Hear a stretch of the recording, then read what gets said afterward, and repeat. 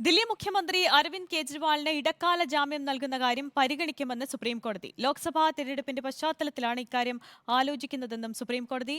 ജയിലിൽ കഴിയവേ മുഖ്യമന്ത്രി എന്ന നിലയിൽ ഔദ്യോഗിക രേഖകളിൽ ഒപ്പിടാൻ അരവിന്ദ് കെജ്രിവാളിന് കഴിയുമോ എന്നും ഇ.ഡി വിശദീകരണം നൽകണം. ഇ.ഡിയുടെ അറസ്റ്റും റിമാൻഡും ചോദ്യം ചെയ്തുള്ള അരവിന്ദ് കെജ്രിവാളിന്റെ ഹർജി സുപ്രീംകോടതി ചൊവ്വാഴ്ച പരിഗണിക്കും. ജസ്റ്റിസുമാരായ സഞ്ജീവ് ഖന്ന, ദീപാങ്കർ ദത്ത എന്നിവർ ഉൾപ്പെട്ട ബെഞ്ചാണ് ഇ.ഡിയെ സമ്മർദ്ദത്തിലാഴ്ത്തുന്ന നിലപാട് വ്യക്തമാക്കിയത്. അറസ്റ്റ് ചോദ്യം ചെയ്തുള്ള ഹർജിയിൽ വാദം നീണ്ടാൽ ഇടക്കാല ജാമ്യം പരിഗണിക്കും എന്നായിരുന്നു ജസ്റ്റിസ് സഞ്ജീവ് ഖന്നയുടെ പരാമർശം.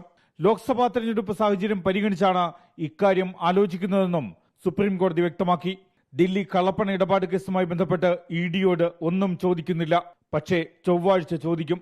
അന്ന് മറുപടി നൽകാനായി തയ്യാറെടുത്ത് വരണമെന്നും ഇ.ഡിയുടെ അഭിഭാഷകനോട് സുപ്രീംകോടതി.